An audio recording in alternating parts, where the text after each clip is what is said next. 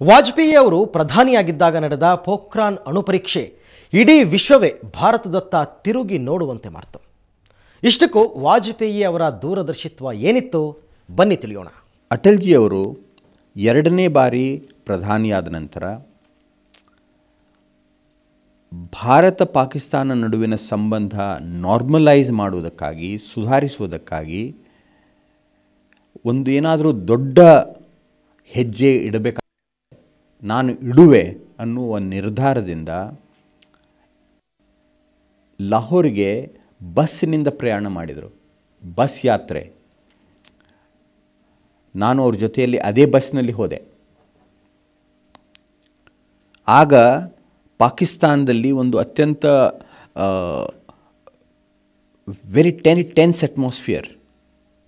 They was not much support for this on the Pakistani side.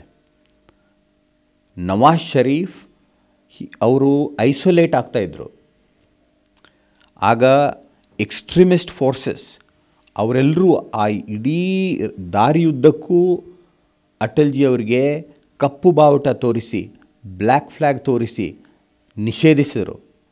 ಕೆಲವು ಕಡೆ bomb ಸ್ಫೋಟ ಕೂಡ ಆದವು. ಆದರೂ ಲಾಹೋರ್ಗೆ ಹೋಗಿ ನವಾಜ್ ಶರೀಫ್ ಅವ್ರ ಜೊತೆಯಲ್ಲಿ ಮಾತುಕತೆಯಾಗಿ ನಾವು ಮಾತುಕತೆಯಿಂದ ಚರ್ಚೆಯಿಂದ ಈ ಪ್ರಶ್ನೆಯನ್ನು ಬಗೆಹರಿಸೋಣ ಅನ್ನುವ ಒಂದು ಅಂಡರ್ಸ್ಟ್ಯಾಂಡಿಂಗ್ ಇಬ್ಬರೂ ಪ್ರಧಾನಮಂತ್ರಿಯಲ್ಲಿ ಅದು ಉಂಟಾಯಿತು. ಅಟಲ್ ಬಿಹಾರಿ ವಾಜಪೇಯಿ ಅವರು ಎರಡನೇ ಬಾರಿ ಪ್ರಧಾನಮಂತ್ರಿಯಾಗಿದ್ದು ಮಾರ್ಚ್ 1988ರಲ್ಲಿ. ಅವರು ತೆಗೆದುಕೊಂಡ ಮೊದಲನೇ ಹೆಜ್ಜೆ ಅದು ಅತಿ ದೊಡ್ಡ ಹೆಜ್ಜೆಯಾಗಿತ್ತು. ಅತ್ಯಂತ ಸಾಹಸದ ಹೆಜ್ಜೆಯಾಗಿತ್ತು.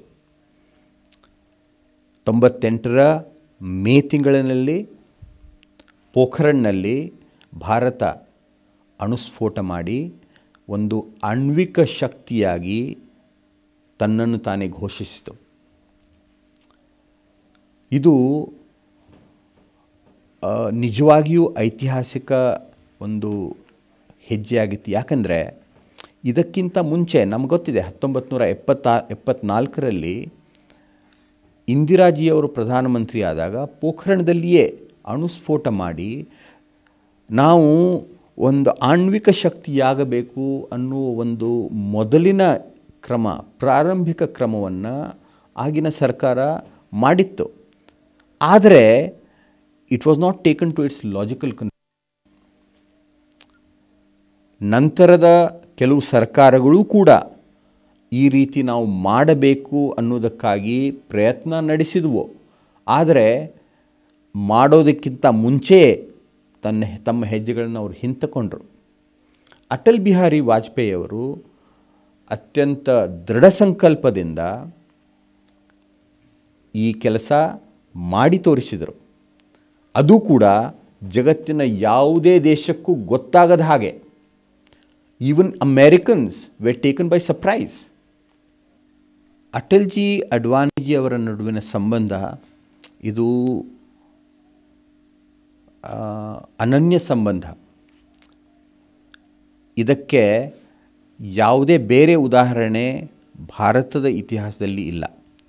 ಅಂದರೆ ಸ್ವತಂತ್ರ ಭಾರತದ ಇತಿಹಾಸದಲ್ಲಿ ಇಲ್ಲ. ಅಟಲ್ಜಿಯವರೇ ಭಾರತೀಯ ಜನತಾ ಪಾರ್ಟಿಯ ಅಥವಾ ಮೊದಲು ಜನಸಂಘದ ಸರ್ವೋಚ್ಚ ನೇತಾ ಅನ್ನೋದನ್ನು ಅಡ್ವಾಣಿಜಿಯವರು ಯಾವಾಗಲೂ ನಂಬಿದವರು.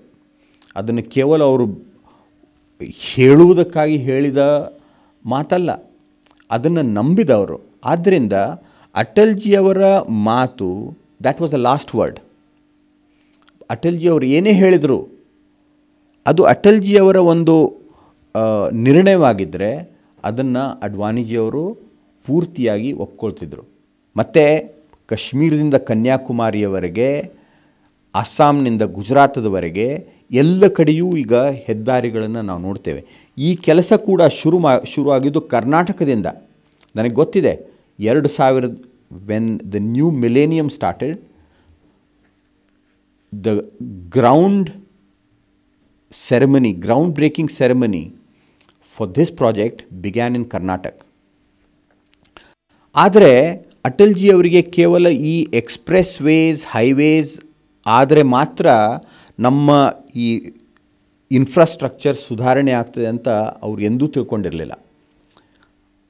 ಅದರಿಂದಾಗಿ ಅವರು ನಮ್ಮ ದೇಶದ ಹಳ್ಳಿಗಳನ್ನು ಕನೆಕ್ಟ್ ಮಾಡುವ ಒಂದು ಯೋಜನೆ ಕೂಡ ಪ್ಯಾರಲಲ್ ಆಗಿ ನಡೆಯಬೇಕು.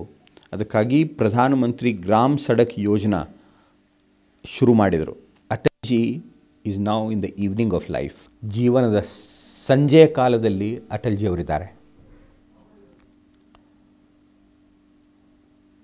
ಅವರು ಸ್ವಸ್ಥರಾಗಿರಲಿ, ದೀರ್ಘಾಯುಷ್ಯಾಗಲಿ ಅನ್ನುವ ಮಾತನ್ನು, ಕೋಟ್ಯಾವಧಿ ಅಟಲ್ಜಿ ಪ್ರೇಮಿಗಳ ಮಾತನ್ನು ನಾನು ಇಲ್ಲಿ ನನ್ನ ವಾಣಿಯಿಂದ ಹೇಳ್ತೇನೆ ಮತ್ತು ಅವರಿಗೆ ನನ್ನ ಗೌರವಾಂಜಲಿಯನ್ನು ಸಲ್ಲಿಸ್ತೇನೆ. ನಮಸ್ಕಾರ. ದೇಶದ ಮಹಾನ್ ನಾಯಕನೊಬ್ಬನ ಬಗ್ಗೆ ಸಾಕಷ್ಟು ತಿಳ್ಕೊಂಡಿದ್ದಾಯಿತು. ಅವರಿಗೆ ನಮ್ಮ ಕಡೆಯಿಂದಲೂ ಹುಟ್ಟುಹಬ್ಬದ ಶುಭಾಶಯಗಳನ್ನ ತಿಳಿಸ್ತಾ ಈ ಕಾರ್ಯಕ್ರಮವನ್ನು ಮುಗಿಸ್ತಾ ಇದ್ದೀವಿ. ಕ್ಷಣ ಕ್ಷಣದ ಸುದ್ದಿಗಾಗಿ ಸುವರ್ಣ ಸುದ್ದಿವಾಹಿನಿ ನೋಡ್ತಾ ಇರಿ.